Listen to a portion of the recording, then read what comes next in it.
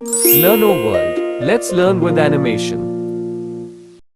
इससे पहले हमने देवसेना का गीत पढ़ा था जो कि स्कंदगुप्त नाटक का एक अंश था, और आज हम कार्नेलिया का गीत पढ़ने वाले हैं जो कि चंद्रगुप्त नाटक का एक अंश है। यह दोनों नाटक जयशंकर प्रसाद द्वारा लिखे गए हैं तथा पाठ 1 के अंतर्गत ही आते हैं।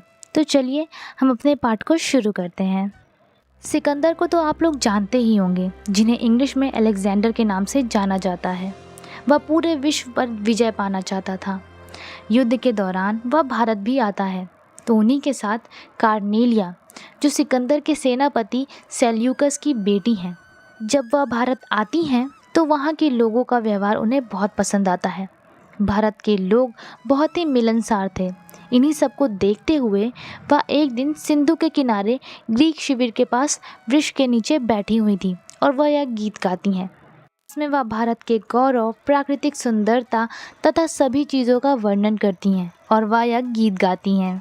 अरुण या मधुमय देश हमारा, जहाँ पहुँच अनजान क्षितिज को मिलता एक सहारा। पंक्तियों में कार्नेलिया कहती हैं कि भारत देश मिठास से भरा हुआ है। यहाँ के लोगों में मिठास है और हर अनजान व्यक्ति भारत में अपना सा लगता है। किसी भी धर्म का मनुष्य कहीं से भी आया हो, भारत उसे रहने की जगह देता है। तामरस गर्भ विभा पर नाच रही तरुशिखा मनोहर, छिटका जीवन हरियाली पर मंगल कुमकुम सारा। कार्नेलिया कहती हैं कि जब भारत में सूरज उगता है तब भी वह बहुत ही मनमोहक लगता है।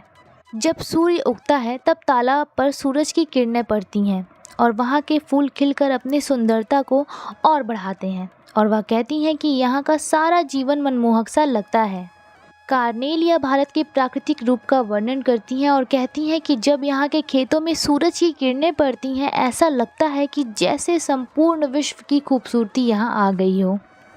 लघु सुरधनु के पंख पसारे, शीतय मलय समीर सहारे, उड़ते खग जिस ओर मुकिए, समझ नीड़ निज प्यारा। जब सुबह के समय शीतल पवन का सहारा लेकर मलय पर्वत की ओर पक्षी उड़ते हैं तो वह बहुत खूबसूरत दृश्य होता है। साथी आँखों के बादल बनते जहाँ भरे करुणाजल, लहरें टकराती आनंद की पाकर जहाँ किनारा। कार्नेलिया कहती हैं जिस प्रकार मुरझाए हुए पौधों के लिए वर्षा ज़रूरी है, उसी प्रकार भारत के लोग निराशा से भरे लोगों को आशा देते हैं और सकारात्मक सोच के साथ लोगों को जीवन खुशी के साथ जीने के लिए प्रेरित करते हैं। अनेकों बड़ी बड़ी लहरें भी भारत से टकराकर शांत हो जाती हैं, अर्थात समुद्र की लहरों को भारत में आकर शांति की अनुभूति होती है। ठीक उसी प्रकार जिस प्रकार किसी दूसरे देश में आए लोगों को भारत में आकर शांति की अनुभूति होती है।